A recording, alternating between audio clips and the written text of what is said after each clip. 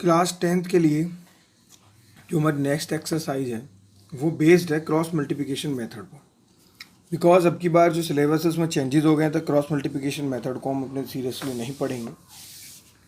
ठीक है, अगर ज़रूरत पड़ी तो मैं आपको पढ़ा दूंगा बाद में। ठीक है, बट फिर भी इस एक्सरसाइज को हम कर लेते हैं। बेसिक से मेथड को नहीं पढ़ते हैं। विदाउट मेथड एक्सरसाइज हो सकती है, हाँ बिल्कुल हो सकती है। तो क्लास 10th की बात कर रहा हूँ मैं, तो देखते हैं। आपको एक कुछ बातें याद रखनी है कि a/a2 not equal to b1/b2 a unique solution, a1/a2 equal to b1/b2 equal to c1/c2 they are infinitely and many solutions.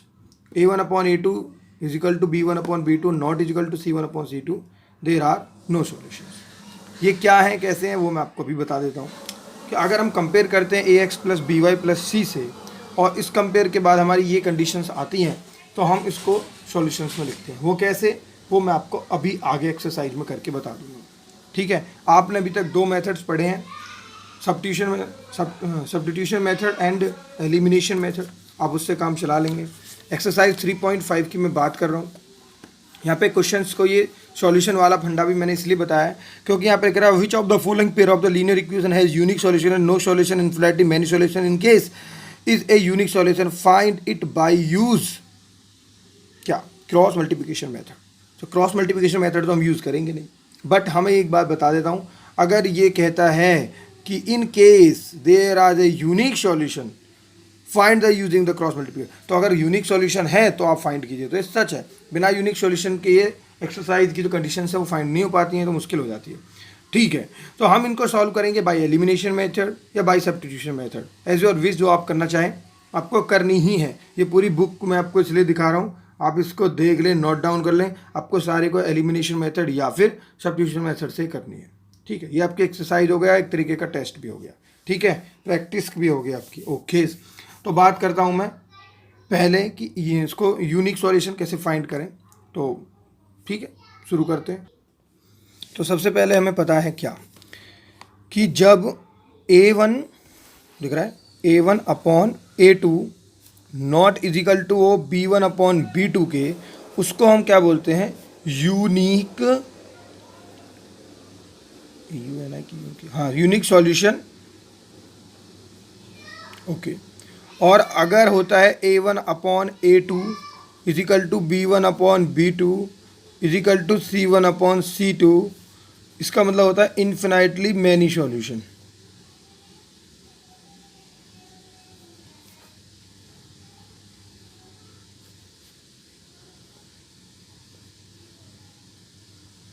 ठीक है, और उसके बाद होता है a1/a2 equal to b1/b2 not equal to c1/c2, इसका मतलब होता है नो सॉल्यूशन। इसका मतलब क्या होता है, नो सॉल्यूशन। बात समझ में आई? तो ये वाली कंडीशंस तो आपको पता ही है, और इस कंडीशन में एक्सरसाइज 3.5 को हम फिट बैठा के एलिमिनेशन मेथड या उससे करने की कोशिश करेंगे। फर्स्ट कंडीशन है हमारी क्या, x माइनस के 3y माइनस के 3 इजिकल टू 0, 3x माइनस के 9y माइनस के 2 इजिकल टू 0। ये हमारी इक्वेशन है फर्स्ट, और ये हमारी इक्वेशन सेकंड। तो हम यहाँ क्या करेंगे, हम क्या करेंगे, इसको कंपेयर करेंगे किसके साथ, कंपेयरिंग विद ax प्लस के by plus c equal to 0।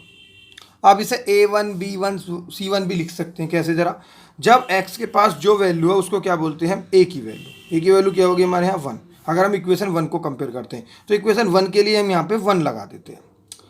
y के पास क्या है b, तो y के पास क्या है, y के पास है माइनस के 3, तो इक्वेशन 1 की बात है तो हम फर्स्ट लगा देते हैं। बाकी क्या बच रहा है, माइनस के 3, तो c की वैल्यू क्या हो गई, माइनस के 3, इक्वेशन 1 है इसलिए 1 लगाते हैं। अब x के पास क्या है, a है, तो x के पास क्या है यहाँ पे 3, तो ये इक्वेशन 2 की बात है इसलिए a2 लगाएंगे, और a की वैल्यू क्या आ जाएगी 3। y की वैल्यू क्या है, सॉरी b की वैल्यू क्या है, 9 है, b की वैल्यू क्या है यहाँ पे 9 है, कितनी है, माइनस, ऊपर भी आओ यहाँ पे b होना है। ठीक है, y ना होके b होना है, तो b की वैल्यू कितनी है, -9, और c की वैल्यू क्या है, -2। अब आप यूज़ करेंगे, आपको एक कंडीशन बताइए कि अगर ये यूनिक सॉल्यूशन है तो सॉल्व करेंगे। अब ये यूनिक सॉल्यूशन कैसे पता चलेगा? हमें क्या पता है? हमें पता है यूनिक सॉल्यूशन की कंडीशन है a1/a2 not equal to b1/b2। अगर ऐसा है तो हम इसको सॉल्व करेंगे। तो a1/a2, तो a1 क्या है 1/3 और b1/b2 क्या है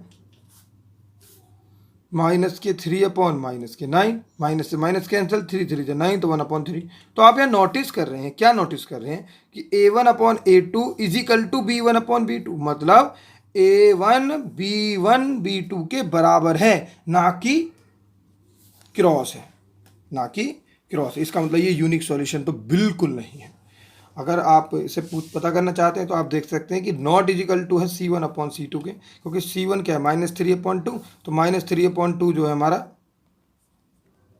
1/3 के बिल्कुल इक्वल नहीं है। तो ये कौन सा कंडीशन बन गई? इसको कहते हैं बाबू नो सॉल्यूशन। नो सॉल्यूशन का मतलब क्या है कि इसका कोई भी सॉल्यूशन होगा ही नहीं, इसको सॉल्व करने का कोई फ़ायदा नहीं है। बात समझ में आई? इस तरीके से हम इसको पता करते हैं। अगर हमको पता चल जाता कि नहीं ये सॉल्यूशन है, यूनिक सॉल्यूशन है इसका, तो हम इसको सॉल्व कर सकते थे। थर्ड क्वेश्चन की बात मैं कर लेता हूँ। यहाँ पे बहुत ही आसान एक्सरसाइज है, इसको आपको करना है, आपको ध्यान रख लेना। बस इसमें एक काम फालतू, आपको चेक करना है कि कौन सी कंडीशन है, अगर यूनिक सॉल्यूशन है या मैनी सॉल्यूशन है। हालांकि बस आपको यूनिक सॉल्यूशन वाली क्वेश्चन ही करना है, ठीक है।